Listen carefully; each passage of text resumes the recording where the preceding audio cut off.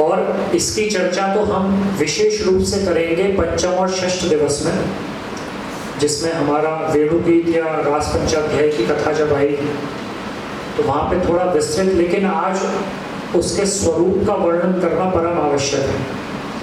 क्योंकि भाव की यदि व्याख्या करें तो भाव की व्याख्या क्या होगी कि रस के चमत्कृत तथा उल्लसित विकास या परिणाम को भाव कहते हैं। जैसे रस के अनुकूल मन में जो विकार उत्पन्न होते हैं वो भाव है। जब हम रस में प्रविष्ट होते हैं तो नाना प्रकार के भाव हमारे हृदय में उदित होते हैं, वही भाव का स्वरूप है। उसके 4 प्रकार बताए गए हैं: विभाव, अनुभाव, स्थायी भाव और संचारी भाव। अब इनकी यदि व्याख्या करें चारों की, तो विभाव क्या है? विभाव 2 प्रकार के हैं, आलंबन और उद्दीपन। आलंबन विभाव 2 प्रकार, विषयालंबन और आश्रय आलंबन। विषय कौन है? प्रभु है। आश्रय कौन है? भक्त है। तो ये आलंबन विभाव हुआ। और उद्दीपन विभाव क्या है? देश काल, जो परिस्थिति है।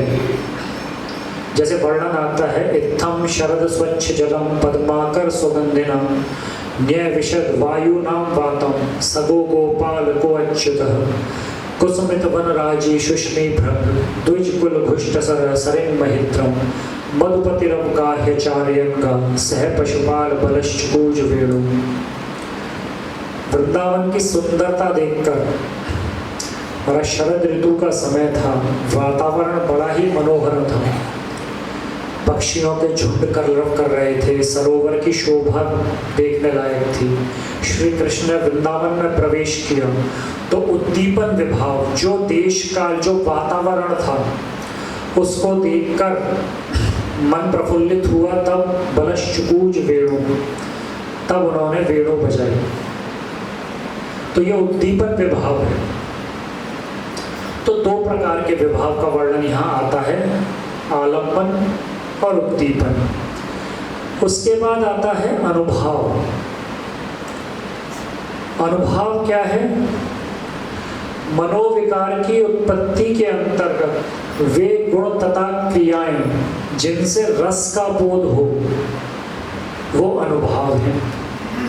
जैसे सात्विक अनुभाव, इन्हें सात्विक विकार कहा गया है हमारे गौड़ीय शास्त्रों में। श्री रूप गोस्वामी जी के अनुसार 8 सात्विक विकार, 8 प्रकार के विकार हैं।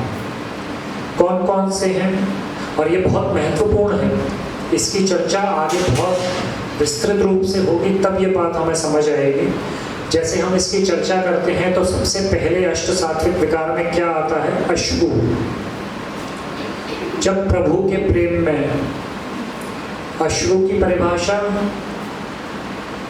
जैसे हमारे नेत्रों में जल भर आता है, हर्ष रोष विषादा धैर्यश्रु नेत्रे जलोद्गम। हर्ष रोष और विषाद के कारण नेत्रों में जल भर आना ही अश्रु है।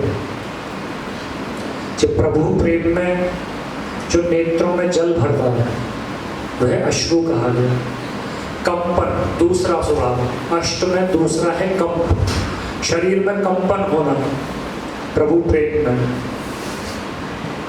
उसके बाद है रोमांच, फिर स्वेद, स्वेद अर्थात क्लेद, पसीना।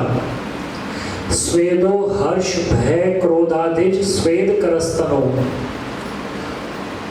हर्ष भय इनके कारण जो पसीना उत्पन्न होता है, क्लेद उत्पन्न होता है शरीर में, वो स्वेद कहा गया है।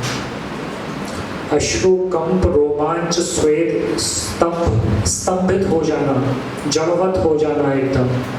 स्वर भंग हो जाना, मतलब वाक् गदगदा द्रवते यस्य चित्तम, जिसकी वाणी प्रेम से गदगद अवरुद्ध हो जाए। ये इसका स्वरूप है। तो अश्रु, कंप, रोमांच, श्वेत, स्तंभ, स्वरभंग, वैवर्ण। वैवर्ण आता है सप्तम क्रम में, जिसमें शरीर का रंग बदल जाना, शरीर पीला पड़ जाना। ये सभी विकार उत्पन्न होते थे चैतन्य महाप्रभु में, ये सभी विकार उत्पन्न होते थे श्री राधा में। इनकी मात्राएं अलग अलग थी, उसका भी हम वर्णन करेंगे। तो सप्तम है वैवर्ण और अंतिम है मूर्छा, मूर्छित हो जाना प्रभु प्रेम में। कहा जाता है गोपी गीत का 9वां श्लोक सुनते ही श्री चैतन्य महाप्रभु मूर्छित हो जाते थे। तो ये अष्ट सात्विक विकार हैं। फिर इनकी मात्राओं के हिसाब से 4 चतुष्ट हैं। सात्विक चतुष्टय कहे गए हैं।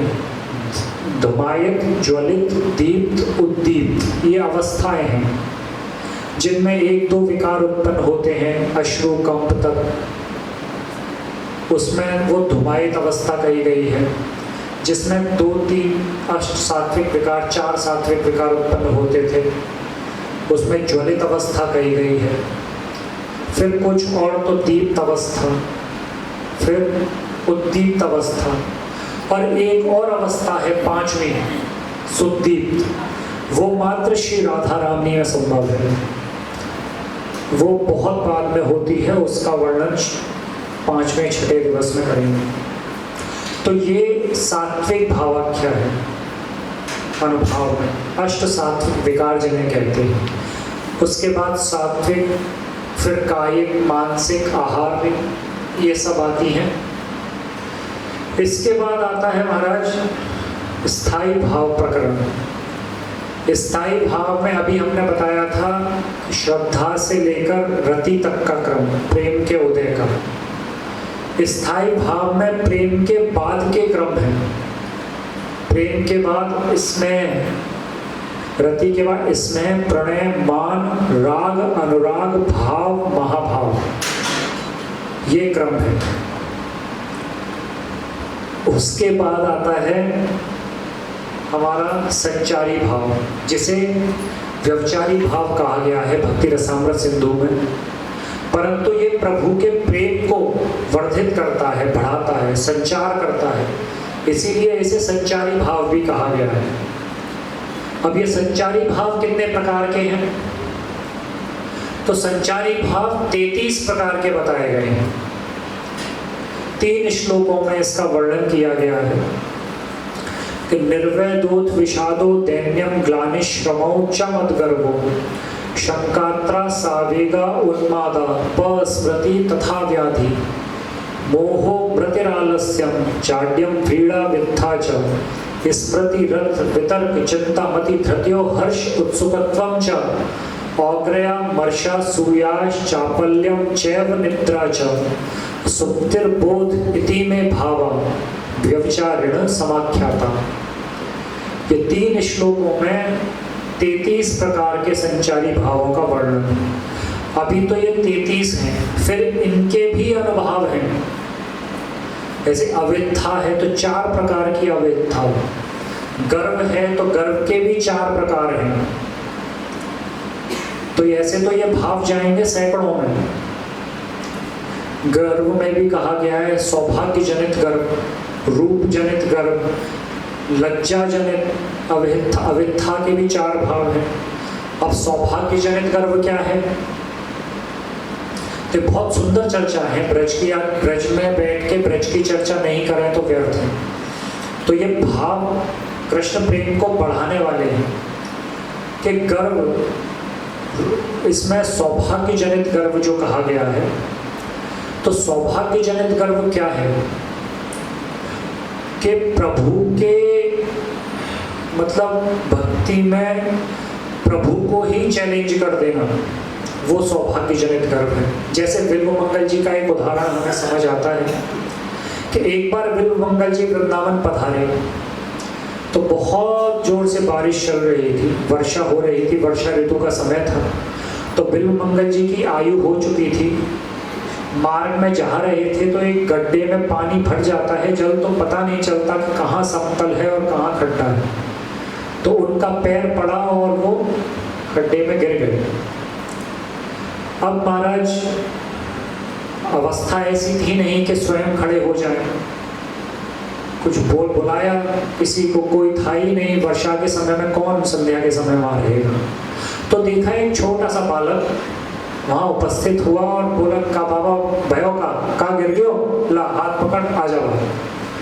अब बिल्वमंगल जी ने जैसे ही उसका हाथ पकड़ा बालक का, तो इतना कोमल स्पर्श, वो समझ गए कि महाराज साक्षात प्रभु पधारे।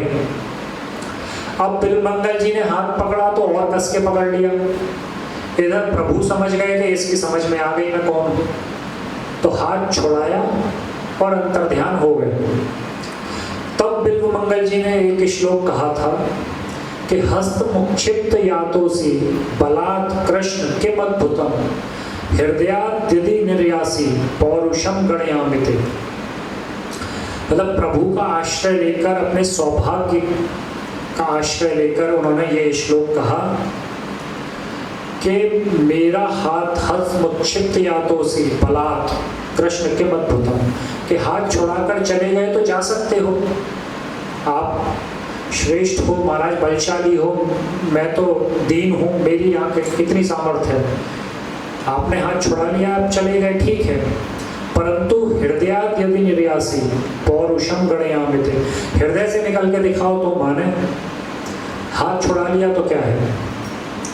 यही श्लोक गोस्वामी जी ने भी कहा है, हाथ छुड़ाए जात हो निबल जान के मोय, जो हियते कर जाओगे सबल बखानू तोय। ये सौभाग्य जनित गर्व है। और इसी प्रकार एक गर्व है आश्रय जनित गर्व। विष्णु पुराण में कथा आती है कि जब श्री कृष्ण सत्यभामा जी के साथ स्वर्ग में पधारे थे, तो इंद्राणी शची से सत्यभामा जी ने पारिजात का पुष्प मांगा। अब इंद्राणी जी ने आनाकानी कर दी, तो प्रभु समझ गए कि महाराज सत्यभामा जी को बुरा लग गया। अब सत्यभामा जी तो माननी देवी है, महाराज सदैव मनाते ही रहते हैं प्रभु। अब प्रभु ने कहा इन्हें बुरा तो लग गया, तो प्रभु बोले कि देवी तुम कहो तो जब पारिजात ही ले चले, तुम्हारे आंगन में लगा दूंगा, रोज पुष्प लियो। तब प्रभु का आश्रय लेकर श्री सत्यभामा जी ने इंद्राणी शची से कहा है कि जानामि ते पतिम शक्रम जानामि त्रिदशेश्वरम पारिजातम तथाप्येनम मानुषी हारयामिते। अर्थात मैं जानती हूँ, जानामि ते पतिम शक्रम, कि तुम्हारे पति इंद्र हैं, और मैं ये भी जानती हूँ कि वो इंद्रों देवता के राजा हैं। जानामि त्रिदशेश्वरम पारिजातम तथाप्येनम, फिर भी मैं मानुषी होकर इस पारिजात को लिए जा रही हूँ, करना हो सो कर लो।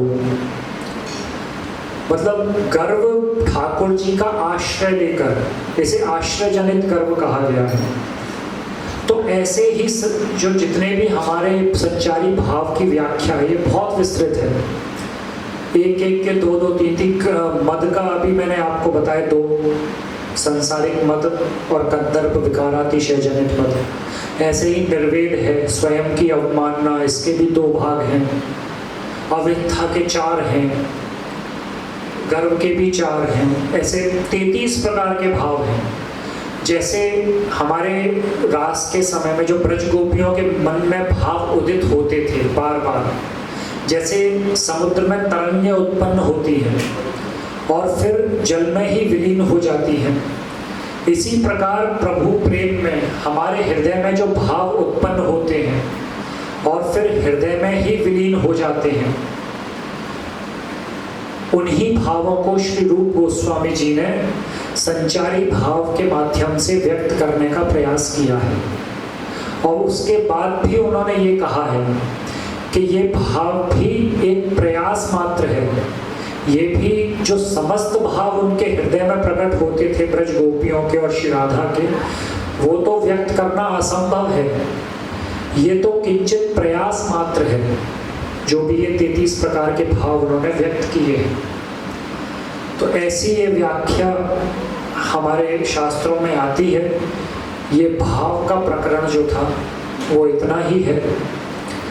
इसके बाद हम थोड़ा सा एक और हमारे भागवत जी में, मुझे तो लगता है समय होने ही वाला है, 15-20 मिनट बचे हैं बस।